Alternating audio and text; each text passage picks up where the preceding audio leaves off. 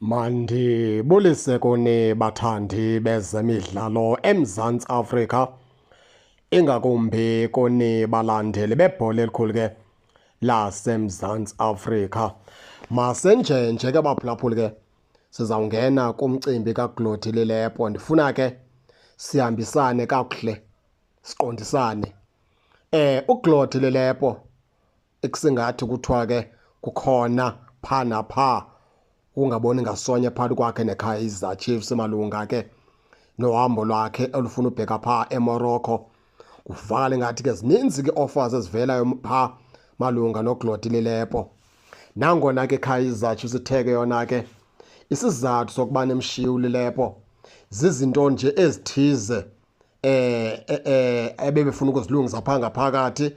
Ayifunanga kunaba into yokubana kwenzekeni ngokubana ke shiya uLelepo, ayisikhupha ke isizathu ke esiphangaleleyo ke baphulaphuli. Kodwa ke abasemfuthweni olwazi onondaba abathe bachwechwa bazama ke ukujonga ukuthiwa ke okokuqala uLelepo ngexesha engapha eDRC eCongo kokwabo akabuyanga ngexesha ebekumele ubuye ngalo kwiKaizer Chiefs, okanye akabuyanga ngexesha ebelibekelwe into yokubana abuye ngalo. Watsho ke sizathu sizinto ezidibenise nevisa, wasibeka ke so sizathu. Kodwa kuyabonakala ngathi ke khona ke okungaphaya kwesi sizathu asibekileyo.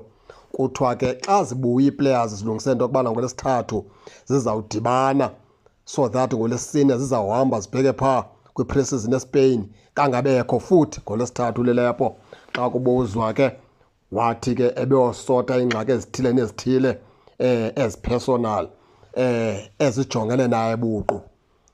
Kwanyanzeleka iKaizer Chiefs sithathe isigqibo ke lapho into yokubana mayimshiye ngolesine, imshiya ngasemva ahlale phaa ngaphakathi ke eNaturena. Kuvakala ngathi ke zikhona ke izinto engathi umfana omdala uyifuna uyiphusha ngenkani imuvi yokubana ke abheke phaa eNorth Africa kulaa team yaphaa eMorocco. Abasemfuthweni ke bathi ke wathi ke uyabulela ngokubana ke Kaizer Chiefs imnikeze ithuba lokubana azibonakalise.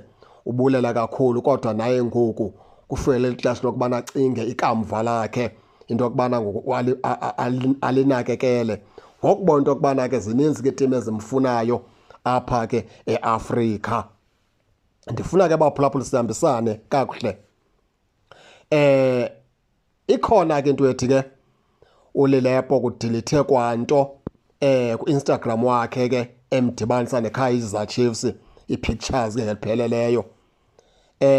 If ke umfana omdala ngenene nangenyaniso uqhuba ngolu hlobo uyobeke mhlawumbi asizumbeka tyala, kodwa funeka ngalibala into yokubana yiKaizer Chiefs emenze umntu. Kaloku uLelepo akho mntu ebemazi kulaa ndawo bedlala ku-3rd division. Umfana omdala yamthatha ke Kaizer Chiefs engaziwa, yathatha irisk iKaizer Chiefs yamsebenzisa phantsi koBetway Premiership, yamthatha yamqalisa ke imidlalo.